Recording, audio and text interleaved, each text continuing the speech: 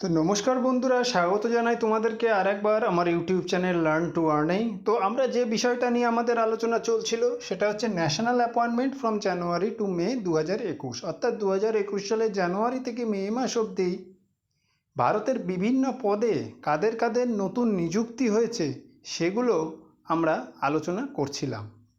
Part ওয়ানে আমরা 1 থেকে 20 অবধি পড়েছিলাম।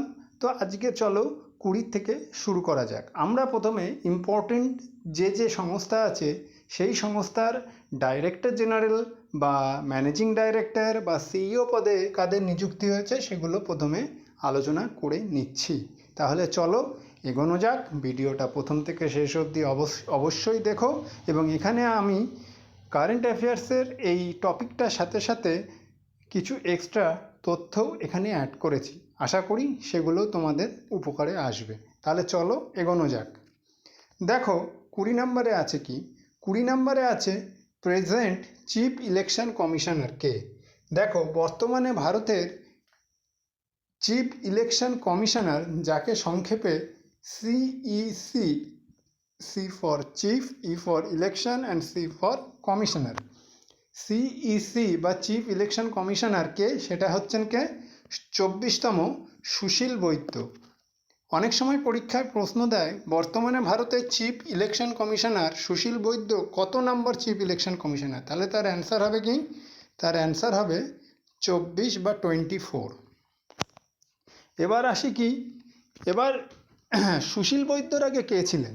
দেখো সুশীল বৈদ্যর আগে ছিলেন সুনীল অরোরা বলে একজন। তাহলে তিনি কত নাম্বার ছিলেন? তিনি ছিলেন 23 নাম্বার। এবার হচ্ছে কি, এবার হচ্ছে ইলেকশন কমিশন রিলেটেড আরও কিছু এক্সট্রা তথ্য আমি তোমাদের এখানে বলে দিয়েছি।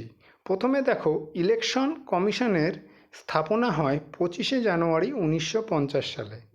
এখন এই কারণের জন্য 25শে জানুয়ারি দিনটাকে ন্যাশনাল ভোটার্স ডে হিসাবে পালন করা হয়।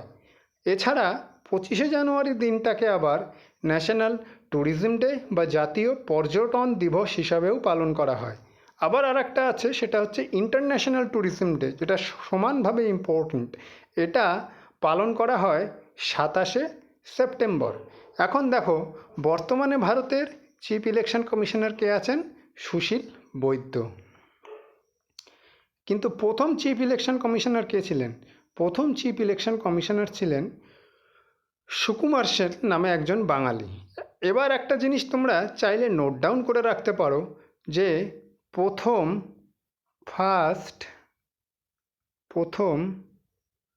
মহিলা, first woman chief election commissioner কে ছিলেন? তিনি ছিলেন রমা দেবী বলে একজন ভদ্র মহিলা। তিনি কত নাম্বার ছিলেন? তিনি ছিলেন ভারতের 9 নাম্বার চিফ ইলেকশন কমিশনার। ঠিক আছে, এবার আসছে দেখো ফার্স্ট ইলেকশন ভারতের প্রথম কত সালে হয়েছিল। দেখো নিচেই লেখা আছে ভারতের প্রথম ইলেকশন হয় 25শে অক্টোবর 1951 থেকে 21শে ফেব্রুয়ারি 1952, অর্থাৎ 1951-52 দুটো সাল মিলিয়ে। এটা কিন্তু অনেক সময় তোমাদের পরীক্ষায় দিয়ে থাকে এবং অপশানে এইভাবেই দেয় 1951-52, 1950-51, ঠিক এইভাবে। আর যদি ইন্ডিভিজুয়ালি অপশান দেয়, অর্থাৎ 1951 দিল, 52 দিল, 1953 দিল, তাহলে তোমরা 1952তেই টিক মারবে, কারণ 1952 সালেই এর রেজাল্টটা আউট হয়েছিল। তাহলে চলো পরবর্তী স্লাইডে যাওয়া যাক। দেখো এবার এখানে উপরে নীলকালি দিয়ে লেখা আছে, সেটা হচ্ছে কনটেস্ট্যান্ট, অর্থাৎ প্রতিযোগী। প্রতি বছর তোমরা জানো লোকসভা ইলেকশানে প্রধানমন্ত্রীর পদপ্রার্থী 2 জন বা তার থেকে বেশি ব্যক্তিকে আমাদের সামনে তুলে ধরা হয়, এবং আমরা সেইভাবে আমাদের পরবর্তী প্রধানমন্ত্রী কে হবেন সেই বেসিসে আমরা ভোট দিয়ে থাকি। ঠিক আছে, যেমন এবছর 2019 সালের লোকসভা ইলেকশানে কংগ্রেসের তরফ থেকে রাহুল গান্ধী, আর ধরো বিজেপির তরফ থেকে নরেন্দ্র মোদী। ঠিক এইভাবে প্রধানমন্ত্রীর পদপ্রার্থী কারা কারা হবেন সেটা আমাদের সামনে তুলে ধরা হয়। এখন 1951-52 সালে যখন ভারতের প্রথম ইলেকশন হয়, তখন কাদেরকে এইরকম প্রধানমন্ত্রীর পদপ্রার্থী হিসাবে তুলে ধরা হয়েছিল? তারা হচ্ছেন কারা? তারা হচ্ছেন জওহরলাল নেহেরু। তিনি হচ্ছেন কংগ্রেস পার্টির। অপরজন হলেন অজয় ঘোষ, তিনি কে? সিপিআই পার্টির। ঠিক আছে, এবার দেখো যে election commission 3 member body consist of 1 chief election commissioner এবং 2 জন ইলেকশন কমিশনার। অর্থাৎ ইলেকশন কমিশন সেটা 3 জন ব্যক্তিকে নিয়ে গঠিত হয়, যার মধ্যে একজন হলেন চিফ ইলেকশন কমিশনার এবং তার ঠিক নিচে 2 জন থাকেন ইলেকশন কমিশনার। ঠিক আছে, এবার দেখো 1989 সাল, কত সাল? 1989, 1989 অবধি এই যে ইলেকশন কমিশন দেখছো না, এই ইলেকশন কমিশন একটা সিঙ্গেল মেম্বার বডি ছিল, অর্থাৎ সেখানে খালি চিফ ইলেকশন কমিশনারই ছিলেন।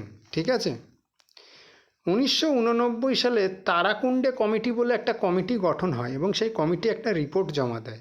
সেই রিপোর্টে তারা বলে যে ইলেকশন যে কমিশনটা আছে সেটাকে যদি 3 মেম্বার বডি করা যায় তাহলে তার কাজ আরও সুষ্ঠুভাবে পরিচালনা করা যাবে। তাই 1989 সাল থেকেই এই তারাকুণ্ডে কমিটির রিকমেন্ডেশনে ইলেকশন কমিশন 3 মেম্বার বডিতে পরিণত হয়। এটা কিন্তু খুবই ইম্পর্ট্যান্ট। এই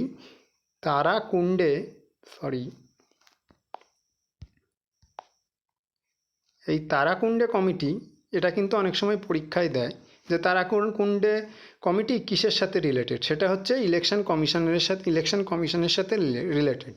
এখন দেখো ইলেকশন কমিশন এই কথাটা কত নম্বর আর্টিকেলে মেনশন করা আছে? সেটা হচ্ছে আর্টিকেল 324-এ।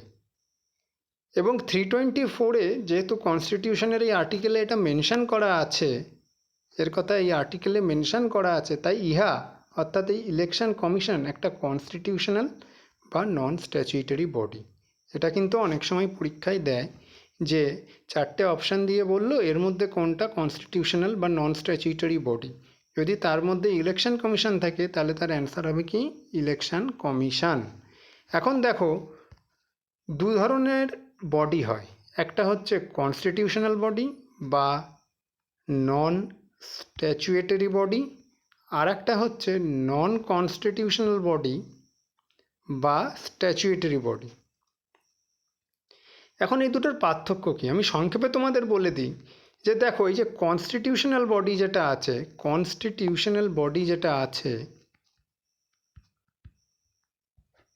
কনস্টিটিউশনাল বডি মানে অর্থাৎ যে আমাদের যে কনস্টিটিউশন আছে তাতে এর কথা মেনশন করা আছে। তাতে কি আছে? তাতে এর কথাটা হয় কোনো আর্টিকেলে মেনশন করা আছে। যেমন আর্টিকেল 324 কি? ইলেকশন কমিশনের কার্য এই আর্টিকেল 324-এ মেনশন করা আছে। তেমনি আর একটা আছে কি? তেমনি আছে হচ্ছে ইউনিয়ন পাবলিক সার্ভিস কমিশন বা যেটাকে আমরা ইউপিএসসি বলি। তা বাদে যেমন ধরে নাও ন্যাশনাল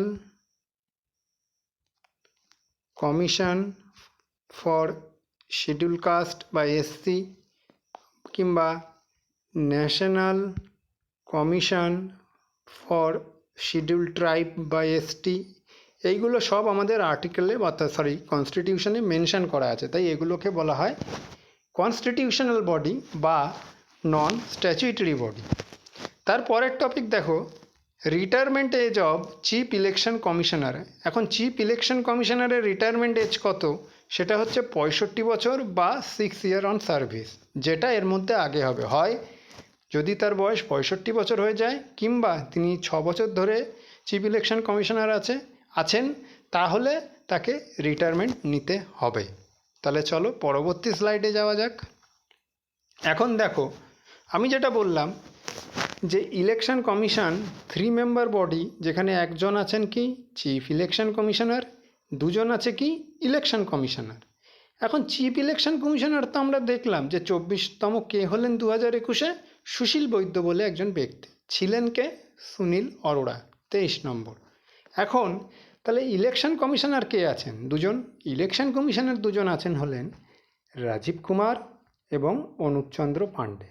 এই যে অনুপ চন্দ্র পাণ্ডে, দেখো 21 নম্বরে আমি লিখেইছি যে ইলেকশন কমিশনার হিসেবে 2021-এ নিযুক্ত হলেন কে? সেই হচ্ছেন এই অনুপ চন্দ্র পাণ্ডে। পরীক্ষায় কিন্তু এটা একটু ট্রিকি জিনিস, যে ভালোভাবে প্রশ্নটা একবার দেখে নেবে যে চিফ ইলেকশন কমিশনার মেনশন করা আছে না ইলেকশন কমিশনার মেনশন করা আছে, সেই বেসিসে কিন্তু অ্যান্সার হবে।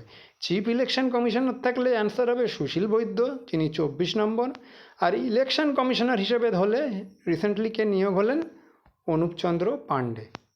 এবার দেখো, এই যে ইলেকশন কমিশনার, এর নিচেও একটা পদ আছে যেটাকে বলা হয় 22 নম্বরে আমি মেনশন করেছি ডেপুটি ইলেকশন কমিশনার। এখন ডেপুটি ইলেকশন কমিশনার হিসেবে কে নিযুক্ত হলেন? তিনি হলেন উমেশ সিনহা। এনার কাজটা কি আমি একটু বলে দিই, তাহলে তোমাদের মনে রাখতে সুবিধা হবে। দেখো, ইলেকশন যে কমিশনার আছে, তিনি ভাবুন কোনো কারণে অনুপস্থিত হলেন বা শারীরিক অসুস্থতার জন্য তিনি ছুটি নিতে বাধ্য হলেন, তখন তার কাজটা কে সামলাবে? তার কাজ সামলানোর জন্য তো লোক চাই। তখন তার কাজ সামলানোর জন্য ডেপুটি ইলেকশন কমিশনার নিচের থেকে আস্তে আস্তে, মানে ডেপুটি ইলেকশন কমিশনার তার কাজটা, তিনি যতদিন ছুটিতে আছেন বা লিভে আছেন, তার কাজটা তিনি সম্পাদনা করবেন। চলো পরবর্তীতে যাওয়া যাক। দেখো 23 নম্বরে কি বলা আছে, সেটা হচ্ছে সিবিআইয়ের ইন্টারিম ডাইরেক্টর কে হলেন? দেখো, সিবিআইয়ের ইন্টারিম ডাইরেক্টর হলেন সুবোধ কুমার জয়সওয়াল। সিবিআই আমরা সবাই জানি সেন্ট্রাল ব্যুরো অফ ইনভেস্টিগেশন। তার প্রতিষ্ঠা হয় কত সালে? তার প্রতিষ্ঠা হয় 1942-তে। এর প্রতিষ্ঠার সময়, অর্থাৎ পূর্ব নাম কী ছিল? তার পূর্ব নাম ছিল স্পেশাল পুলিশ এস্টাবলিশমেন্ট। দেখো, এই রিলেটেড ছোট একটা গল্প তোমাদের বলে দিই। 1942 সালে, অর্থাৎ কি ভারত তখনও পরাধীন ছিল ব্রিটিশদের আন্ডারে। এখন ব্রিটিশরা তখন বিভিন্ন ধরনের করাপশান রোধ করার জন্য একটা স্পেশাল পুলিশ ফোর্স বানায়, অর্থাৎ যার নাম দেয় স্পেশাল পুলিশ এস্টাবলিশমেন্ট, যেটাই বর্তমানে আমাদের সিবিআই নামে পরিচিত। এই সিবিআই কার আন্ডারে কাজ করে?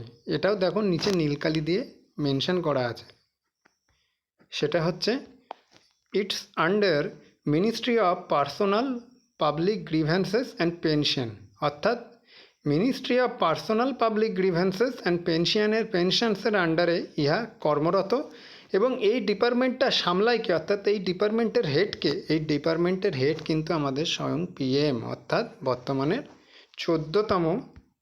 14তম প্রাইম মিনিস্টার শ্রী নরেন্দ্র মোদি। ওকে, তাহলে চলো পরবর্তী স্লাইডে যাওয়া যাক। এখন দেখো, সিবিআই 1942 সালে এর প্রতিষ্ঠা হলেও এর ডাইরেক্টর জেনারেল বা ডাইরেক্টর যাকে বলা হয়, সেই পদটা কিন্তু 1963 সাল থেকেই শুরু হয়।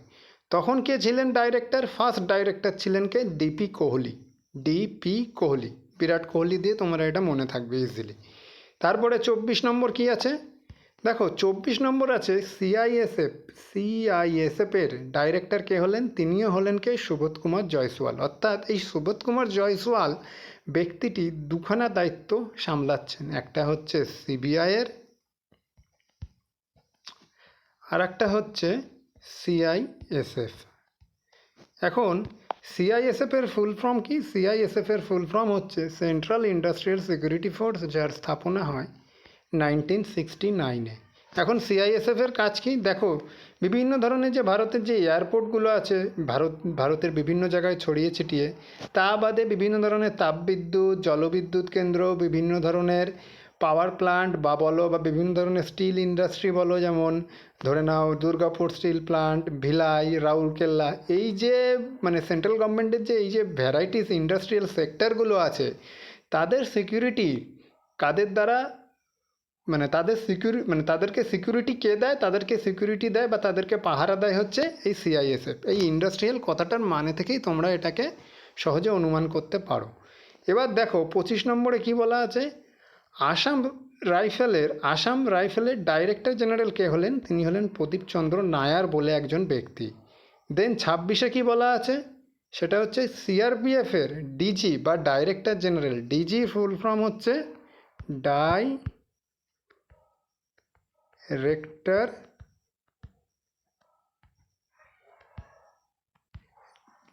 জেনারেল, ঠিক আছে। এখন সিআরপিএফের ডিজি কে হলেন? সিআরপিএফের ডিজি হলেন কুলদীপ সিং।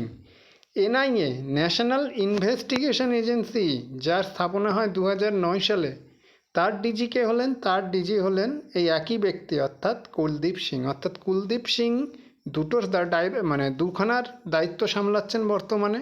সেটা কি? সিআরপিএফের এবং এনআইএর।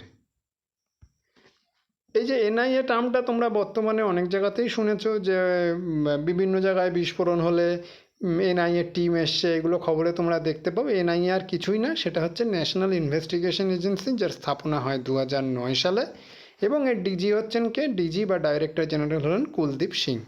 পরবর্তী যেটা আছে সেটা দেখো, এনএসজি বা যেটাকে বলা হয় ন্যাশনাল সিকিউরিটি গার্ড, যার স্থাপনা হয় 1986-এ। এর ডিজি হলেন কে? এম এ গণপতি বলে একজন ব্যক্তি। তাহলে চলো পরবর্তী স্লাইডে যাওয়া যাক। দেখো, এই যে সিআরপিএফ বললাম, সিআইএসএফ বললাম, এগুলো কি? এগুলো অ্যাকচুয়ালি প্যারামিলিটারি ফোর্সের আন্ডারে আসে। এখন এই টার্মটা তোমরা হয়তো শুনে থাকবে, প্যারামিলিটারি ফোর্স।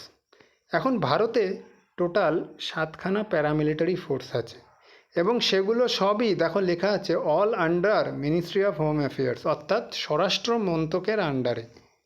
এখন এই 7খানা প্যারামিলিটারি ফোর্স কি? এগুলো তোমাদের জেনে রাখা ভালো, কারণ এগুলো তোমার জিকেতে লাগতেই পারে এবং আসেও এখান দিয়ে। ফার্স্ট কি? ফার্স্ট দেখো বলা আছে বিএসএফ, যার স্থাপনা হয় 1965-এ। এখন বিএসএফ পাহারা দেয় কোথায়? বিএসএফ পাহারা দেয় ইন্দো পাক এবং ইন্দো বাংলাদেশ। লেখাটা আমার কমপ্লিট হয়নি এখানে, সেটা হচ্ছে ইন্দো বাংলাদেশ, অর্থাৎ ইন্ডিয়া বাংলাদেশ এবং ইন্ডিয়া পাকিস্তানের বর্ডারে পাহারা দেয় কে? পাহারা দেয় হচ্ছে বিএসএফ। 2 নম্বর কি আছে দেখো, সিআরপিএফ, যার ফুল ফর্ম কি? Central reserve police force. এর পূর্ব নাম কি ছিল? এর পূর্ব নাম ছিল ক্রাউন রিপ্রেজেন্টেটিভ পুলিশ ফোর্স। এর স্থাপনা হয় কোথায়, কত সালে? এটা লিখে রাখতে পারো, এখানে মিস হয়ে গেছে। এর স্থাপনা হয় 1939-এ। কার? সিআরপিএফের। পূর্ব নাম কি ছিল? পূর্ব নাম ছিল ক্রাউন রিপ্রেজেন্টেটিভ পুলিশ ফোর্স। এটা কিন্তু অনেক সময় পরীক্ষায় দেয়। আর এটা কি দেয়? এটা হচ্ছে সেটা কি? সেটা হচ্ছে ওয়ার্ল্ডের লার্জেস্ট প্যারামিলিটারি ফোর্স। এবং রিসেন্টলি 2021 সালে মাওবাদী মাওবাদী অধ্যুষিত এরিয়ায়, অর্থাৎ যেখানে মাওবাদী আছে, মাওবাদীরা আছে, যেমন ঝাড়খণ্ড বলো, পশ্চিমবাংলার কিছুটা সেক্টর বলো, এই এরিয়ায় যেখানে মাওবাদীদের উপদ্রব এখনও আছে, সেখানে রক্ষিতা বলে একটা বাইক অ্যাম্বুলেন্সও তারা বার করেছে, ঠিক আছে। এটা কিন্তু অনেক সময় পরীক্ষায় কারেন্ট অ্যাফেয়ার্সে দিতেই পারে, যে রক্ষিতা বাইক অ্যাম্বুলেন্স কাদের? সেটা হচ্ছে সিআরপিএফের। এখন 3 নাম্বার কি আছে? 3 নাম্বার আছে হচ্ছে সিআইএসএফ। তার স্থাপনা কত? 1969। তার ডিজি আমি অলরেডি বলে দিয়েছি কে আগে। তারপরে কি আছে দেখো, 4 নাম্বার আছে হচ্ছে ইন্দো টিবেটিয়ান আইটিবিপি বা ইন্দো টিবেটিয়ান বর্ডার পুলিশ, ঠিক আছে। এটার স্থাপনা হয় দেখো পাশে লেখা আছে 1962 সালে। 1962 সালে ইন্ডিয়া এবং চায়নার মধ্যে যুদ্ধ হয়, ঠিক আছে। এবং ইন্ডিয়া সেখানে একটুখানি নাস্তানাবুদ হয়। তো তৎকালীন prime minister Jawaharlal Nehru India আর চায়নার বর্ডারে ইন্ডিয়া এবং চায়নার যে বর্ডার আছে, সেই বর্ডারে একটা স্পেশাল ফোর্সকে নিযুক্ত করার কথা ভাবেন, এবং সেই ফোর্সটার নাম কি?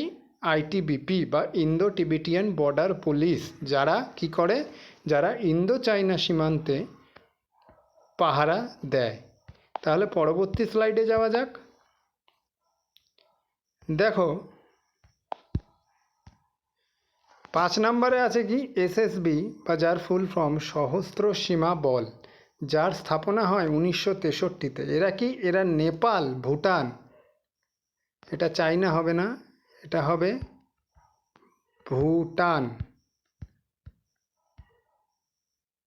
অর্থাৎ নেপাল এবং ভুটানের সাথে ইন্ডিয়ার যে বর্ডার আছে সেই বর্ডারে পাহারা দেয় কে? সেই বর্ডারে পাহারা দেয় সশস্ত্র সীমা বল, যার স্থাপনা হয় 1963 সালে। তারপরে কি আছে? তারপরে আছে 6 নম্বরে আসামস রাইফেল, যেটা কত? 1835 সালের স্থাপনা হয়। এটা কিন্তু ভারতের ওল্ডেস্ট প্যারামিলিটারি ফোর্স। এটা কোন সীমানায় পাহারা দেয়? এটা ভারতের সাথে মায়ানমারের যে সীমানা আছে সেখানে পাহারা দেয় আসাম রাইফেলস। তারপরে কি আছে দেখো 7 নম্বরে? 7 নম্বরে আছে হলো এনএসজি বা ন্যাশনাল সিকিউরিটি গার্ড, যার স্থাপনা হয় 1986 বা 1986 সালে। এখন এরও একটা ঘটনা আছে, সেটা তোমরা চাইলে ছোট্ট করে নোট ডাউন করে রাখতে পারো। দেখো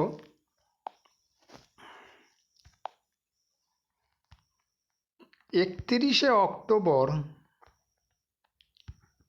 1984 সালে ইন্দিরা গান্ধী অ্যাসাসিনেশন হয়, অর্থাৎ ইন্দিরা গান্ধী নিহত হন। তো 1984 সালের পরে ভারতের প্রাইম মিনিস্টার, প্রেসিডেন্ট এদেরকে সিকিউরিটি দেওয়ার জন্য একটা স্পেশাল ফোর্সের প্রয়োজন হয়ে পড়ে। সেই স্পেশাল ফোর্সটাই কি? সেটা হচ্ছে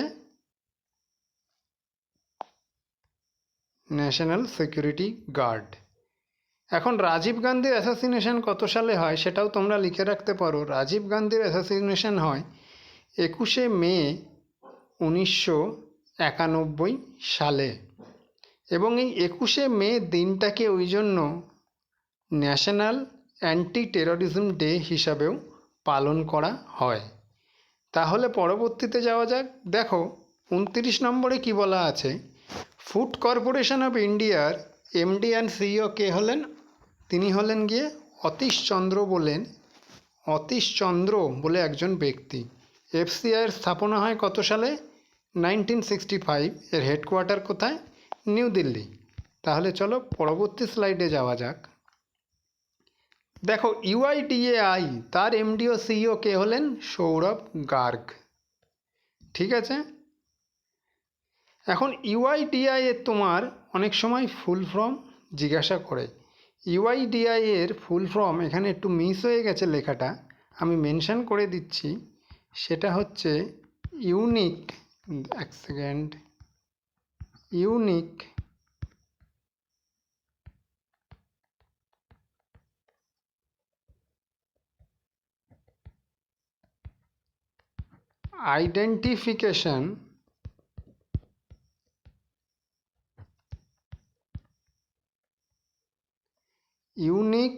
identification Development Authority of India. দেখো unique, U for unique, I for identification, D for development, A for authority and I for India. তাহলে ইউআইডিআই এর ফুল ফর্ম কি? Unique Identification and Development Authority of India, যার MD ও CEO হলেন কে? হলেন 2021 সালে সৌরভ গার্গ। এখন ইউআইডিআই এর স্থাপনা কত সালে হয়? 28শে জানুয়ারি 2009। যার হেডকোয়ার্টার কোথায়? যার হেডকোয়ার্টার হচ্ছে নিউ দিল্লি। এই ইউআইডিআই কিসের সঙ্গে ওরিয়েন্টেড? সেটা হচ্ছে আধার কার্ডের সাথে। আধার কার্ড ইস্যু করে কে? আধার কার্ড ইস্যু করে ইউআইডিএআই। এখন আধার কার্ড প্রথম ভারতে লঞ্চ হয় কত সালে? সেপ্টেম্বর 2010। আধার কার্ডের ডিজিট আছে কটা? টোটাল 12টা। তারপরে কে আছে দেখো? তারপরে আছে সেল, বা যার ফুল ফর্ম হচ্ছে Steel Authority of India Limited. তার প্রথম মহিলা চেয়ারম্যান কে হলেন? সোমা মণ্ডল। এই সোমা মণ্ডল আবার স্কোপেরও চেয়ারম্যান। সে স্কোপের ফুল ফর্ম কী লেখা আছে দেখো, standing committee of public enterprise. নিচে নীলকালি দিয়ে লেখা সেলের স্থাপনা, অর্থাৎ Steel Authority of India Limited, তার স্থাপনা হয় 1954, যার হেডকোয়ার্টার কোথায়? নিউ দিল্লি। তাহলে চলো পরবর্তী স্লাইডে যাওয়া যাক। দেখো ডিজিসিএ বলে একটা টার্ম আছে, বা যেটাকে বলা হয় director general of civil aviation, অর্থাৎ এই যে যাত্রীবাহী যে বিমান সেগুলো যে সংস্থার দ্বারা নিয়ন্ত্রিত হয় তার হেডকেই বলা হয় ডিজিসিএ বা director general of civil aviation. Civil মানেই তোমরা বুঝতে পারছো নাগরিকদের জন্য। তিনি মানে অর্থাৎ ডিজিসিএ বা director general of civil aviation হিসেবে নিযুক্ত কে হলেন? অরুণ কুমার বলে একজন।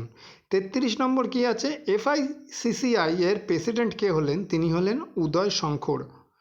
তারপরে আর একটা আছে, এফআইসিসিআই এর লেডিস অর্গানাইজেশনের প্রেসিডেন্ট কে? তিনি হলেন উজ্জ্বলা সিংঘানিয়া। উজ্জ্বলা নামটা মনে রাখলেই হবে। এখন এফআইসিসিআই কি? এফআইসিসিআই এর ফুল ফর্ম অনেক সময় জিজ্ঞাসা করে, সেটা দেখো লেখা আছে federation of Indian chamber of commerce and industries. কত সালে এর স্থাপনা হয়? দেখো এর স্থাপনা হয় 1927 সালে। কে বলেন? গান্ধীজি এটাকে পরামর্শ দেন, এবং গান্ধীজির পরামর্শ মতন জেডি বিড়লা হবে। জেডি বিড়লা, সরি ওটা বাংলায় টাইপ করতে একটু ভুল হয়ে গেছে, সেটা হচ্ছে জেডি বিড়লা, নাম শুনেছ হয়তো, বিড়লা কোম্পানি, তার প্রতিষ্ঠাতা জেডি বিড়লা এবং পুরুষোত্তম দাস নিউ দিল্লিতে এর স্থাপনা করেন। তাহলে এর হেডকোয়ার্টার কোথায়? এর হেডকোয়ার্টার হচ্ছে নিউ দিল্লি। তারপরে চলো তাহলে পরবর্তী স্লাইডে যাওয়া যাক। এবার দেখো সেন্ট্রাল গভর্নমেন্টের চিফ সায়েন্টিফিক অ্যাডভাইজার হিসেবে কে নিযুক্ত হলেন 2021-এ? তিনি হলেন কে বিজয় রাঘবন। এখন দেখো ভারতের বিভিন্ন ধরনের সেক্রেটারি পদ আছে, যেমন হোম সেক্রেটারি আছে, ডিফেন্স সেক্রেটারি আছে, ঠিক আছে? এই যে হোম সেক্রেটারি, ডিফেন্স সেক্রেটারি, তারপরে ফরেন সেক্রেটারি, এইগুলো অনেক সময় পরীক্ষায় দেয়। তো এই রিলেটেড টপিক নিয়ে আমি একটা ছোট্ট ভিডিও 10 মিনিটের তোমাদেরকে বানিয়ে দেব, যেখানটা তোমাদের জিকে পোর্শনটা কভার করতে সাহায্য করবে। তো বন্ধুরা, আশা করি ভিডিওটা তোমাদের ভালো লেগেছে, এবং ভালো লাগলে চ্যানেলটিকে অবশ্যই লাইক, শেয়ার এবং সাবস্ক্রাইব করতে ভুলো না। অসংখ্য ধন্যবাদ। Thank you.